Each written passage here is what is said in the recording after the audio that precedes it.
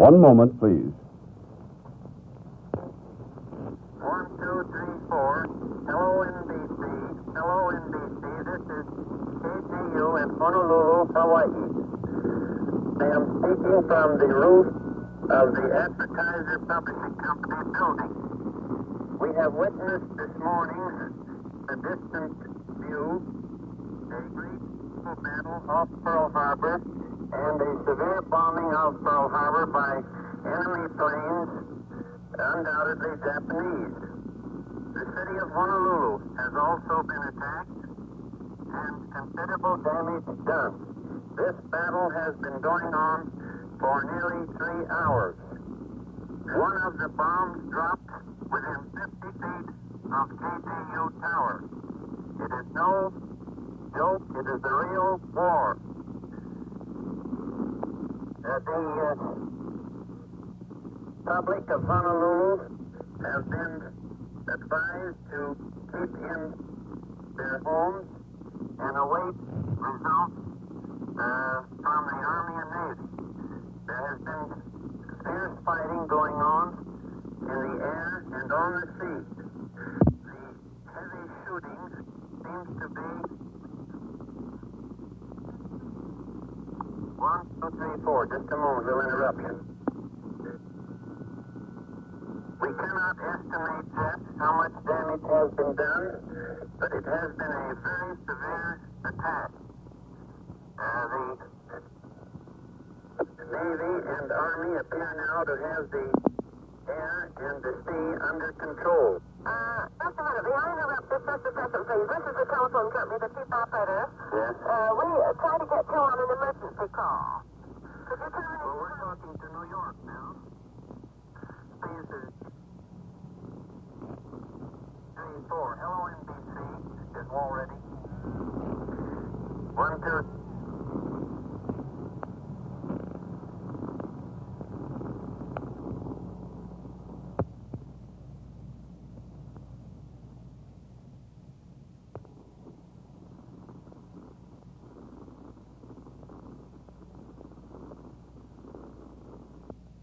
One moment, please.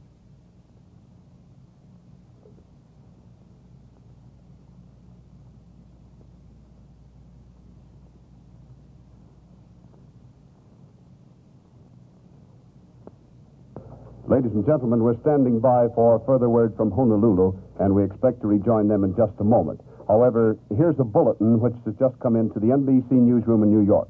Nomura, the Japanese ambassador, and Kurusu, the special Japanese envoy, were at the State Department at the time of the White House's announcement of the attacks on Hawaii. The two Japanese went to see Secretary of State Hull at 1:35 p.m. Eastern Standard Time and remained about 20 minutes. And now we take you to Washington.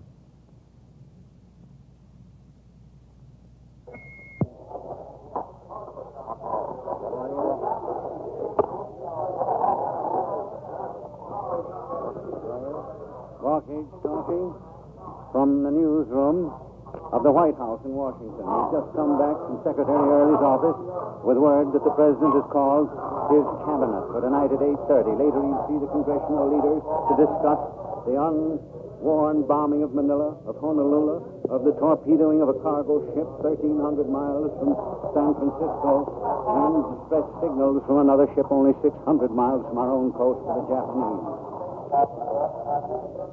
This ship sent in its distress signal and gave very clearly, as was interpreted here, the indication that the Japanese are busy with submarines within our own water. Immediately that the President heard the news flash to him, he gave the orders already prepared, as he put it, for the defense of the nation. And then he gave out a statement. He told us it was obviously a part of a prepared statement of which you will hear more, for he is going to address Congress. He will give them a message. It may be a message asking for a declaration of war. And he said that this attack on Manila and Honolulu happened without warning, when both nations were at peace. And within a short time, within an hour of the time the Japanese ambassador Nomura and the special emissary, Kurusu, had gone to the State Department and handed a document to the Secretary of State with the Japanese reply to the Secretary's note of the 26th. And when the Secretary of State looked into that note, his face flushed with anger. And he said that he had never spoken an untruth to the Japanese, but when he read that document, he had never seen a document so full of untruth, such infamous falsehoods, he said, that he could not imagine that they would be spoken by any government or any nation. This reply came when the Japanese must have known what was happening. It is almost inconceivable, the surprise with which this attack has come. The men that are filling this room now, whose voices you probably hear behind me, have been called from every quarter of the city. They're the leading correspondents, and it came like a flash out of the blue. As I came down in the taxi cab, there was a broadcast which was being interrupted with this bulletin. The driver hardly believed what he said. I passed soldiers on the street. One of them said, "Yes, I know," laughed and went on. What I'm trying to explain is that we have hardly grasped the importance of the situation. We've hardly grasped what is actually coming. But tonight we're going to hear a good deal more. The President has called in his cabinet for 8:30. At 9 o'clock they're going to be joined by the leaders, the congressional leaders, the Speaker, Sam Rayburn, McCormick, Joe Martin on the Republican side, Bloom, Barkley, Hill, and then McNary, and the others he has recently called in when he has been discussing international matters. And it was stressed by Secretary Early that this meeting is rather a consideration of our international relations than actual military affairs, because the heads of the military committees were not called in. The President is assembling all the facts that he can, and as quickly as possible, he is going to transmit them in a message, a message containing full information of the situation to Congress.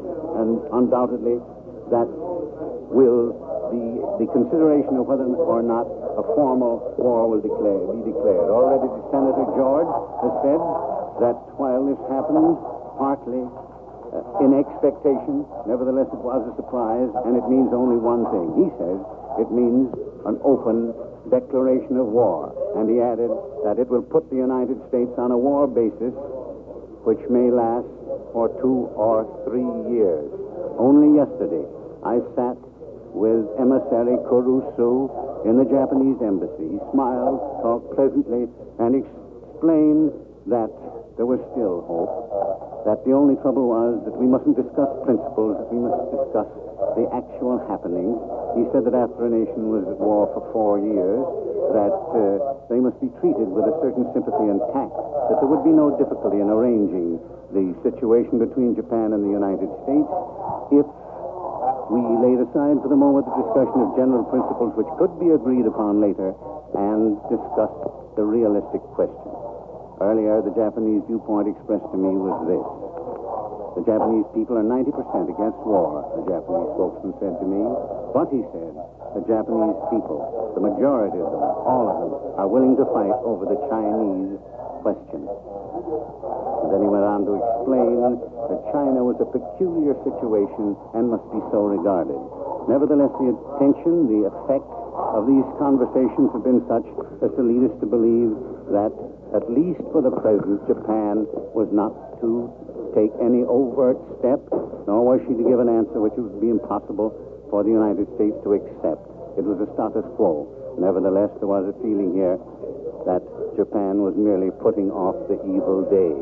And therefore, while the thing came as a shock, as all wars do, nevertheless, there was a feeling that at least there would be a period, perhaps 30 to 90 days, while we realized just exactly the direction that the trends were taking.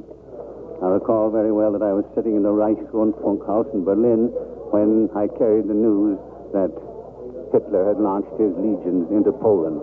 And I must say that exactly the same feeling existed there among the populace, at least, that it came as a distinct shock. It came as a terrific blow to the people as a whole. And just as there I looked out the window and saw the people going up and down the street who had not had the news so today, when I hurried over to this newsroom with the rest of these men that are now crowding it, I had the same feeling, because I knew the faces that I looked into, the tourists, the Sunday Persons going for their walks had no idea whatever what had actually happened.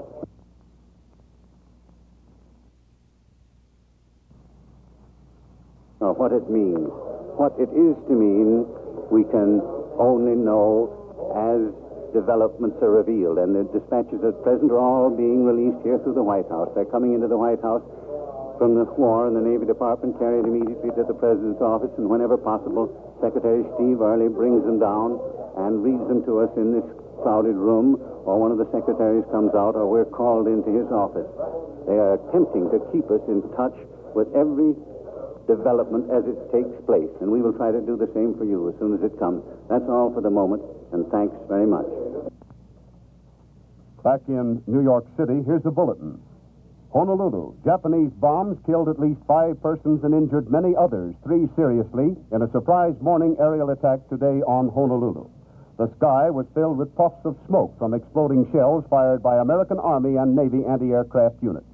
Whether surface vessels of the United States fleet were in action against the enemy could not be learned at once, but columns of water rising from the sea as shells hit the water indicated a naval action. Viewed from the hills back of Honolulu, where many city folk went to view the fight, columns of heavy black smoke went skyward from Pearl Harbor. And Washington. Senate leaders were preparing today for an emergency session tomorrow in anticipation of a message from President Roosevelt asking for a declaration of war against Japan. Berlin. A German spokesman declared tonight there could be no reaction from Germany to the announced Japanese air attack on Pearl Harbor until all sides of the case were at hand. And San Francisco. The Army and Navy went on a war basis on the Pacific seaboard today. All leaves were canceled, all furloughs revoked, and every man was ordered to report to his station. The commandant of the 3 naval districts on the West Coast appealed by every medium for every officer and man to report to his post. The commander of harbor defenses ordered all coast artillery officers and soldiers of the harbor defenses are ordered to report to their stations immediately. All leaves and furloughs are canceled by order of the commanding general. Again, Washington. The Federal Bureau of Investigation announced today that it is completely mobilized and ready to deal with Japanese espionage and sabotage. Ottawa. Prime Minister Mackenzie King left his Kingsmere home today for Ottawa immediately after he was informed of the Japanese attacks. In just a few minutes, we'll hear from NBC's Far Eastern experts, and one of whom is Upton Close. Another bulletin, the Secretary of War has just announced that all military personnel on active duty is to appear Monday in uniform.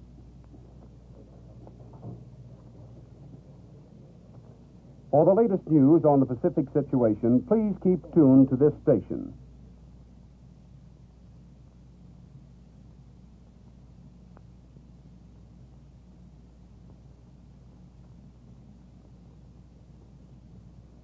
Ladies and gentlemen, we regret the interruption in the service of National Vespers and the sermon of Dr. Harry Emerson Fosdick.